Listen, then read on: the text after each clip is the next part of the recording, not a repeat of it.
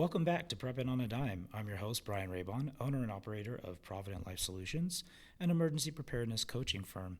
Today we're going to be speaking with Elaine Gross, who is a local board member of the Southwest Idaho ARC, which is Amateur Radio Club. She'll be speaking to us about ham radio operations during disruptive events.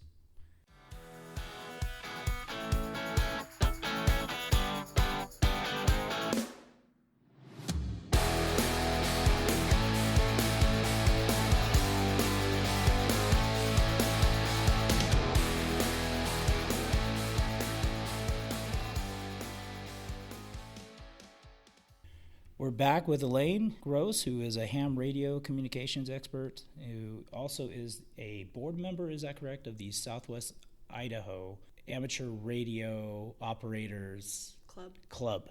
Is that correct? Did I get it right? Take out the word operators, but yeah. Take out operators. Okay. Amateur Radio Club. So she's going to be speaking with us today a little bit about ham radio operations, what it is, how it can be beneficial to us when find ourselves in the middle of a disruptive event. So Elaine, let's begin by telling listeners what your background is in ham radio. So back when I was in my 20s, I was first introduced to ham radio. I'd heard about it, but my husband and my in-laws were really interested in emergency preparedness, and we thought, you never know what's going to happen, so we all decided to get our licenses. Fast forward a few years, life happened, having 4 kids.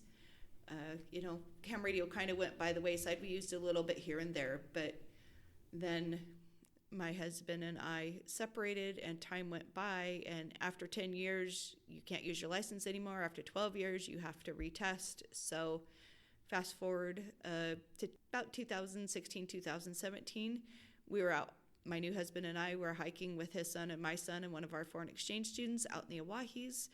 And they kind of all went their separate ways, leaving me and my, at the time, 3-year-old son kind of on our own accord with my backpack and the pickup, which they took with them, with water, with everything. And after about 45 minutes of not finding anybody and cell phones not working, I'm like, never again. It brought me back to the ham radio world. Since that time, that son that was my stepson that was with us and that, at the time, 3-year-old son, have now also gotten their ham radio licenses. I gave up bedtime stories for 3 years, so at the age of 8, my son got his tech. At the age of 9, he got his general, and at the age of 10, he got his extra, and he's now 13. So it was helpful for you. It sounds like having that capability could have been helpful when you were out in the Oahes. Is that correct? Very much so. And we've been in other experiences where we've seen that ham radio is the only way to go. Okay, such as? Not my personal experience, but let's go back to Hurricane Michael in 2018. Okay. Panama was destroyed. And the only way that we knew how bad it was a ham radio operator had his radio and a generator with fuel and was able to get on the air and reach people in Florida to tell them how bad they really got hit in Panama so we could go send them help. Wow. And on a personal level, I've seen it a few times. If any of you have ever been up to the Winter Festival in McCall, or in a current case for us, the Riggins jet boat races, where the cell towers get overwhelmed and you can't even text people because it won't go out, the only way we've been able to communicate is through ham radio. Okay. So in the instances where, cell phone goes down, text goes down for whatever reason that may be, ham is still an option available to folks. Exactly. And it sounds like it can actually reach out and touch somebody from quite a ways away. You mentioned an example, Hurricane Michael in Panama. So you had someone in Panama, just a regular citizen, I presume? He was a ham radio operator. Ham radio operator in Panama who reached out to somebody in Florida. Yep. And then we were able to get a response package going for them from the United States to Panama. That's impressive. So let me ask you, what experience do you have, even if it's limited or whatever it may be, what experience do you have in other forms of communication other than ham? I think one of the popular things is like two-way radios, right? Right. Yeah, the two-way radios, you only get so much distance, and you get, 9 channels now, maybe 16 channels that you can go on, but you have to kind of be really close to each other. Another new one that more people are doing is DMRS, which gives you a little more area, but you're still very limited in where you can speak. The ham bands, one day we were sitting up on the mountain with just a little handheld and a homemade antenna Yagi, which is an antenna, and we were able to reach 100 miles from a mountain, to a gentleman. I don't even remember where he lived, but I know he was about 100 miles away. Okay, so from top of a mountain with just a handheld, about 100 miles out with. And a bigger antenna. Bigger antenna. Okay. Yeah. Is that a handheld, or is that an antenna that you affix to the actual hand device, or what is it? We took off the antenna, and we had one that was made with PVC pipe and cable. We attached the antenna in there, and then we kind of found with that antenna. But you can even get like a signal stick type antenna and still talk a ways. Very cool. Very cool. That's definitely way beyond the reach of like a two-way radio, right? Yes. As far as, those are typically just like your line of sight. Correct. Do you have to have line of sight with a handheld ham radio, or can you still bounce it off the atmosphere like you do with a larger station? So it depends on the ionosphere. Okay. I mean, like when we had the big solar storm just a few weeks ago, it kind of took out some of those higher bands, and we needed to unplug our antennas because it could have affected them. But I mean, sometimes we can talk. We were up in the mountains last year, and just the radio in our pickup and antenna, we were able to talk to a guy a couple mountains away, and we didn't have line of sight. We were able to talk between mountains with one of our friends who happened to be somewhere else doing an activity. So depending on the ionosphere and what's going on, sometimes you can bounce off the earth, you can bounce off of satellites, you can have buildings that might bounce off of. It just depends on what's going on with the weather, the ionosphere, the sunspots, etc. Depends on how far you can get, and your antennas and your radios, obviously. But so solar weather plays a part in this. Yes, very much so. So that actually makes me think of something. So we're going to do a little game here. We're going to do yes, no, okay? And it's going to be, the questions are, will it work in X type of disaster, okay? So in an earthquake, will ham radio work? Yes. In a flood, will it work? As long as your radio doesn't get wet, yes. Okay, fair enough. In a volcanic eruption, will it work? Yes. In a solar storm, can it work? Yes. Okay. And I'm going to kind of do that because some of the bands it could possibly take out more than other, but in other ways it might help some of the bands go a little bit further. So that one kind of is a varied answer. Okay. In a nuclear detonation, would it work? Maybe, depending on where you are compared to the nuclear detonation, because it could take out, the radiation could affect the radios. So the radiation can play into the effectiveness of ham radio signal. It could, yep. And then you had mentioned the solar storm, so I assume that the EMP off of a detonation would also potentially affect your equipment? Yes. As well as the frequency or the transmission itself? It could, yep. Okay. Is there a way to protect your equipment from any type of electrical interference and still be able to use it? Or is it kind of have to place it and leave it? You could create a Faraday cage. Okay. And for the most part, it would protect your equipment. It may not protect it from everything, but it's going to protect it more than if you didn't have it protected in a Faraday cage. Some people just use like a metal garbage can with a lid, and they seal it and keep extra equipment in there just in case. Okay, so pretty simple thing to do.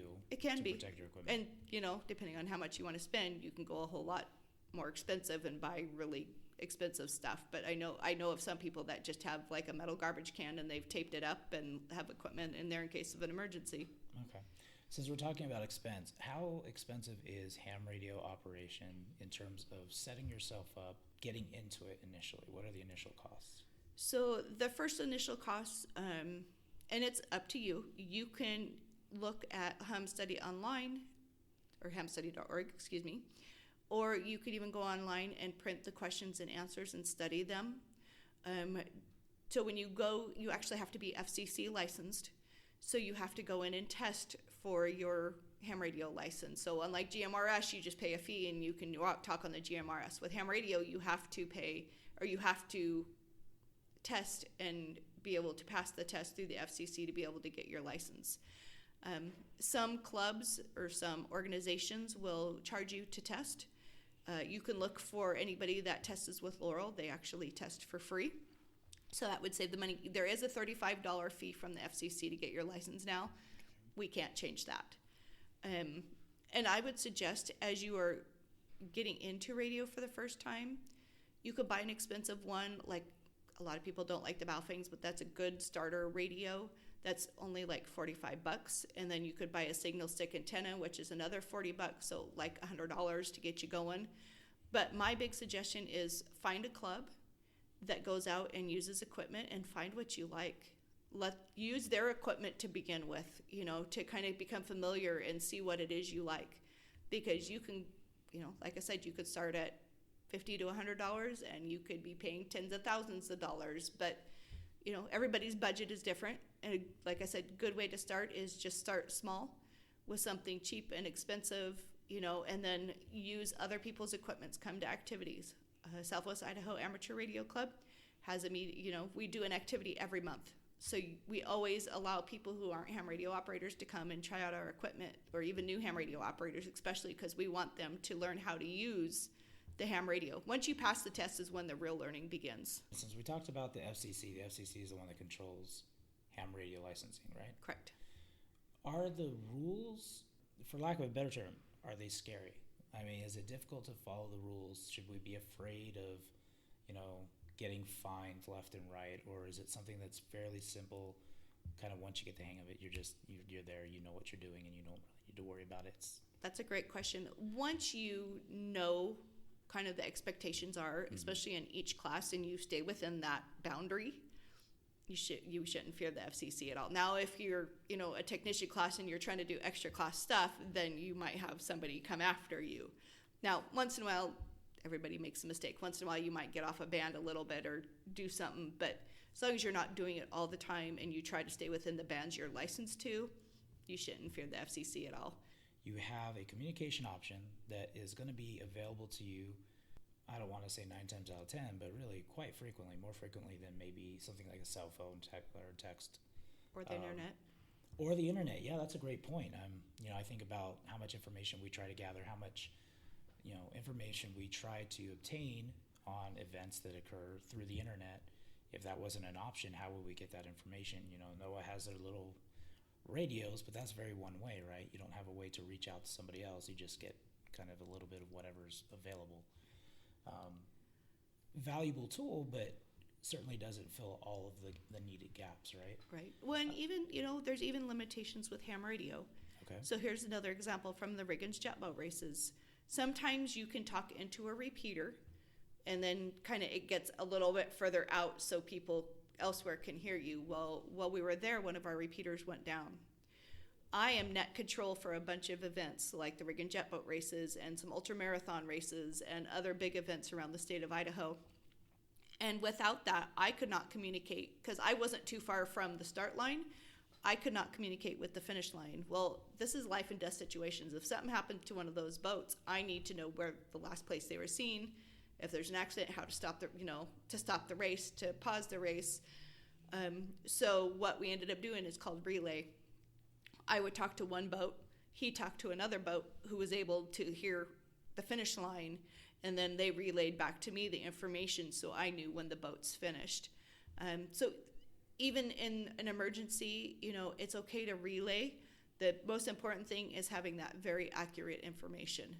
It's kind of like playing telephone like when we were kids, somebody would start and by the end somebody would say something totally different. Well, in this case, you want to say exactly what the person before you said, because it could be a life and death situation. Okay. So it sounds to me like ham radio, yes, it has some drawbacks just like anything else would, but there are ways to overcome that. It is available. It can be relatively cheap to get into it. There are plenty of people out there that are doing it, so you have a group already established that you can tie in with. And to your knowledge, are there groups pretty much all 50 states?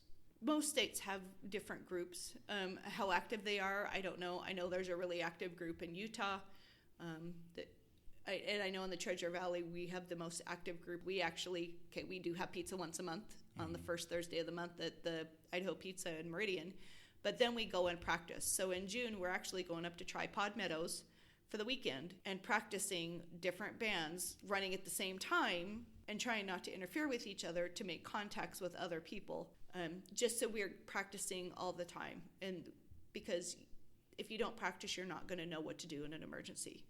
So we try to get out somewhere in different places every month to try to practice so we know what to do if there is an actual emergency. I love that you share that. If you don't practice, you won't know what to do in an emergency. Absolutely true, no matter what it is, whether it's communications, evacuation planning, how you're going to deal with a shelter-in-place order, whatever it may be. If you don't practice, it's something that's just not going to come second nature to you.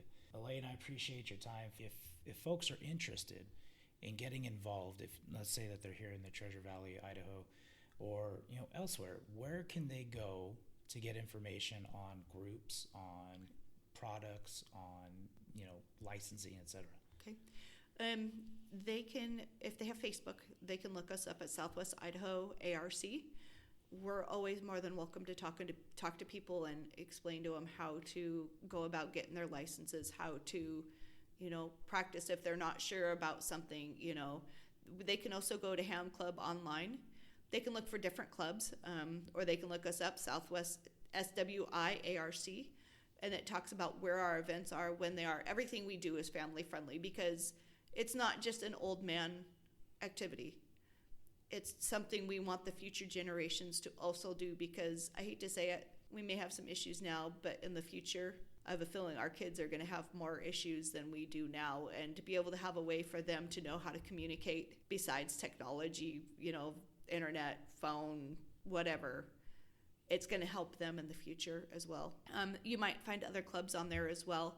And we always invite anybody, whether you're part of the club or not, come out and visit, learn. The hands-on part is the biggest part of the education. Yes, you can study the questions. Yes, you can study the answers and learn them and pass the test. One place to study is hamstudy.org.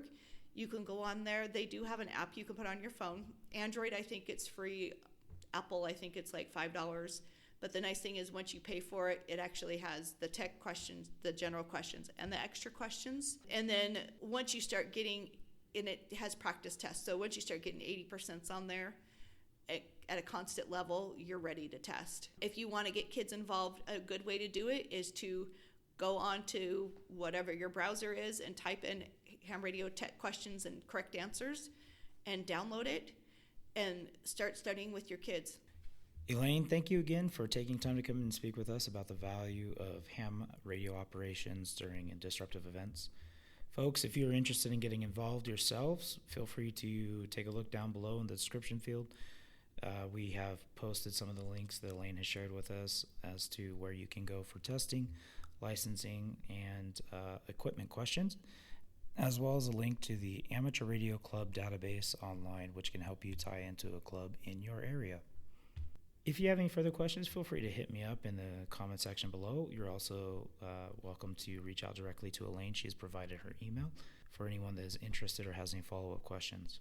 As always, we appreciate you listening, and if you enjoy the content, we ask that you like, subscribe, and share with those that you know. Folks, thank you again for listening, and we hope you have a wonderful week.